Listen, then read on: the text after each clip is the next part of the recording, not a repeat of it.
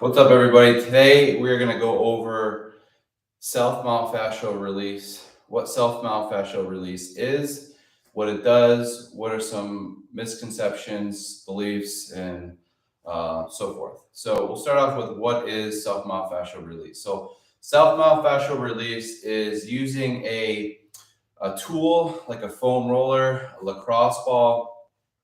This is called an orb ball. You can also use something like a Theracane or a Theragun. These are all self-myofascial release techniques.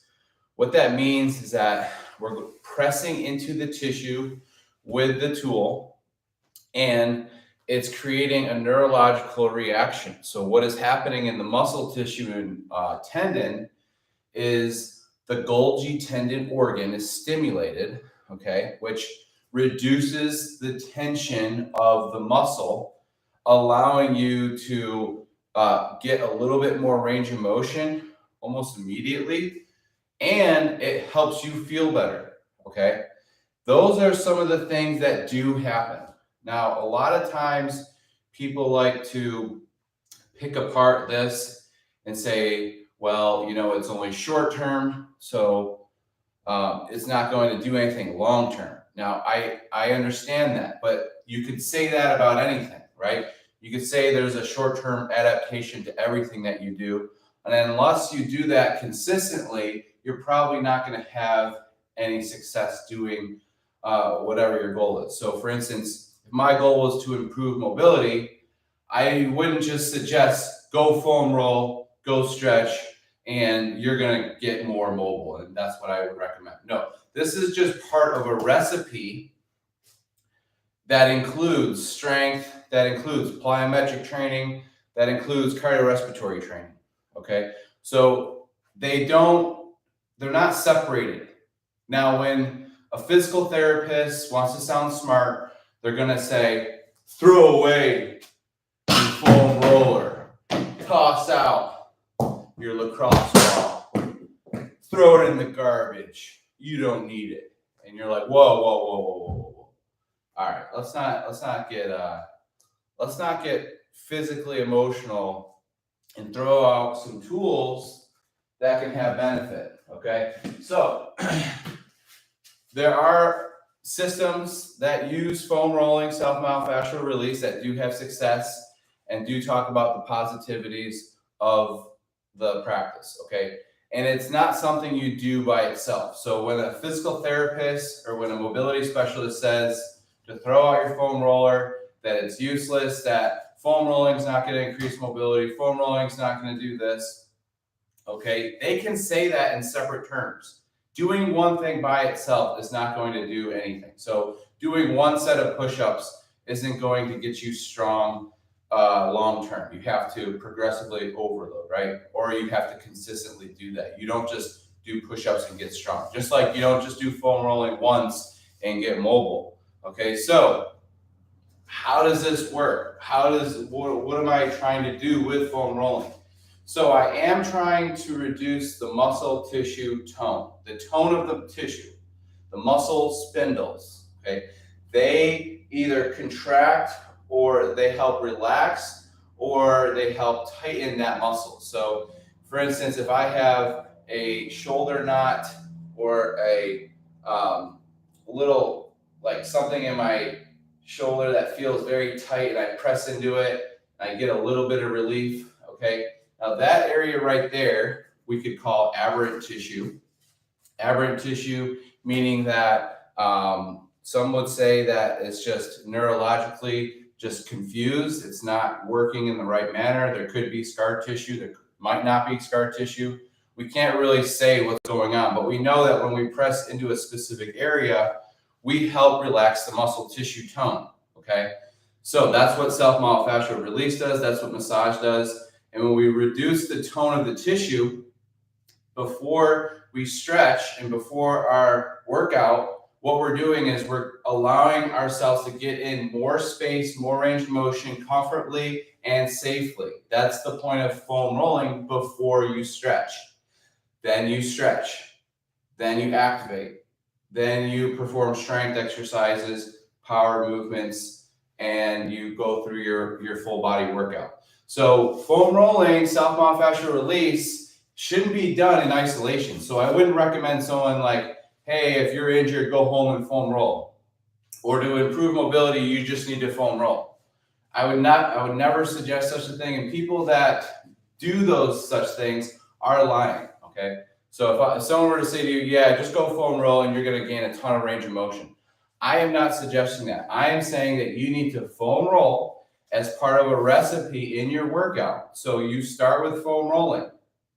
You assess the muscle tissue tone, if nothing else. Second, it feels good. Third, you're improving range of motion. You're gonna get better quality movement, okay, in your workout, okay? So first we assess the tissue tone with foam rolling. You can only take 5-10 minutes max doing that in the beginning of your workout. It doesn't take that much time. Then you stretch the muscle. So after you've improved range of motion a little bit, it allows you to stretch into that muscle a little bit better. So which allows you to get deeper stretches. Then after you've stretched, now you're going to start activating the body, getting the body more activated, performing stability exercises, getting the core involved, contracting muscles, more of a strength approach, right? Then we get into more of a dynamic movement, things like marching, high knees. It could be something like split squats, push-ups, something that involves a little bit more movement and stretching, okay? Then we're gonna go into power work, okay? So about 3 exercises, maybe like something like a hang clean or a snatch or a box jump. Pair that with a med ball throw or a plyometric hop or jump. And then you might wanna add in a core exercise in there as well. Then you're gonna get into your strength portion of your workout. Okay, I like to set up with 3 pods, 3 different circuits or 3 different circuits, basically, meaning that I am putting together 3 exercises together in a circuit style, and then I'm performing another 3 exercises and then another 3 exercises. So I call them pods. So I perform 3 pods after the power work, and then after the power work, I perform the high intensity interval training. So that's how I set up my workout. I don't foam roll in isolation, and I don't suggest foam rolling in isolation. I think foam rolling is just a good approach for a warm-up strategy to assess the tissues, to increase resilience and relaxation in the tissues, as well as help those tissues get ready for their workout and prepare them for stretching, because we don't want to foam roll and then follow it up with nothing. We always want to follow it up with some stretching or some strength exercises so that we're going from passive to active. Okay, so it's a passive to active approach.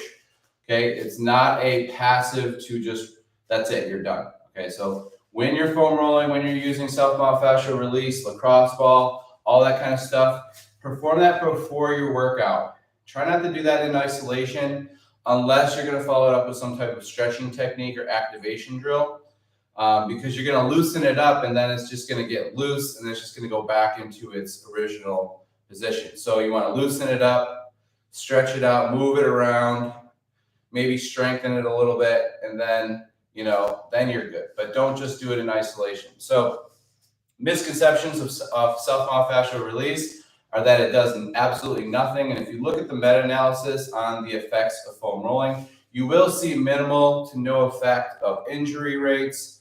You'll see minimal to no effect of improving range of motion long-term. Okay, that is true. But those are also studies that could have bias. You have to look at the studies and read the methods to actually see what they're measuring. Are they looking at foam rolling in isolation? Are they looking at foam rolling as a warm-up strategy in a workout? How are they measuring foam rolling to begin with? You have to ask those questions and read the papers before you make assumptions. And don't go by somebody else's word because they told you to throw foam rolling out. Because you're going to throw it out, and then 5 years later, research is going to show you that it has a positive impact, or you're going to realize that it has a positive impact on your life, and you're going to realize that that was wrong. Okay, so don't take any tool for granted when it comes to fitness and health. If somebody says don't use this or don't do that, ask why, and then find out why. Okay, and if it doesn't match up with your beliefs, or if there are ways to use that tool that are beneficial, that kind of negate what that person said, then show them. Be like, hey, if you foam roll, then stretch, and then activate and do your warm up appropriately, it can be used as a part of a great warm up strategy. Okay, I'm not suggesting that you just do this in isolation. Okay, so if you say throw out your foam roller because it doesn't do anything, that's something that you want to be careful saying to people.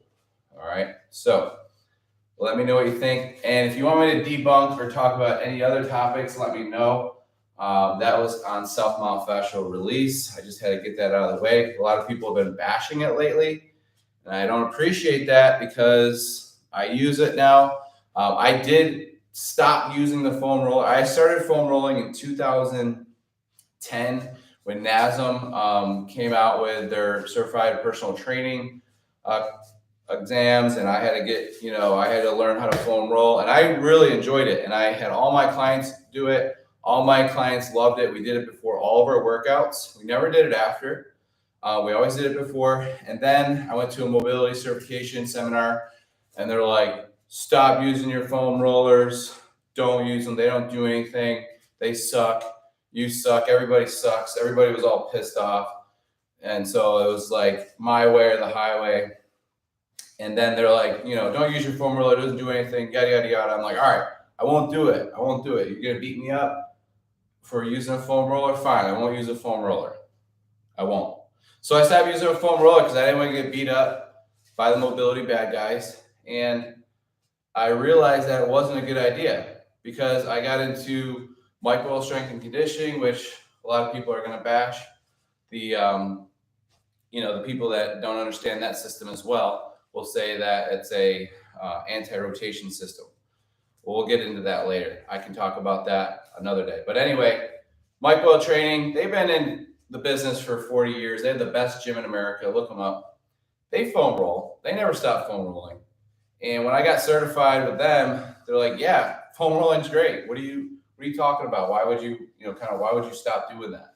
And then I realized that a lot of the mobility people that I followed that didn't foam roll, they did do manual release therapies.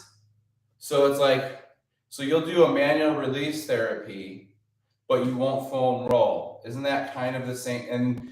And the only way you'll do the self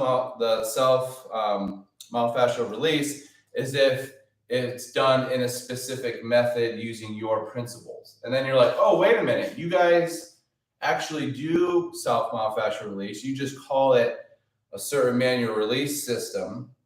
And then you sell that as a program so that you make money on a false ideology against a tool that is very cheap, that can be very beneficial for people because not all people can afford manual release systems. So that's why another reason why you should keep your foam roller and not listen to the mobility cops. Okay, so watch out for the mobility cops. They will come after you in rage. Okay, so be careful. Other than mobility cops and self myofascial release, if you want me to talk about any other system or practice that I have opinion on, remember, these are my opinions. All right, you can block me, you can unfriend me, you can write me some hate mail, you can write me some hate messages if you'd like.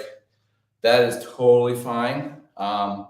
You have to kind of believe in what you preach, and if you don't stand by the things that you say, then you shouldn't say them. And if you can't back up the things that you do and say, then you shouldn't say them as well. So let me know what you think. What topic do you want me to talk about next? Because I'm ready to talk about it. So hit me up. I got time this summer because it is summer season.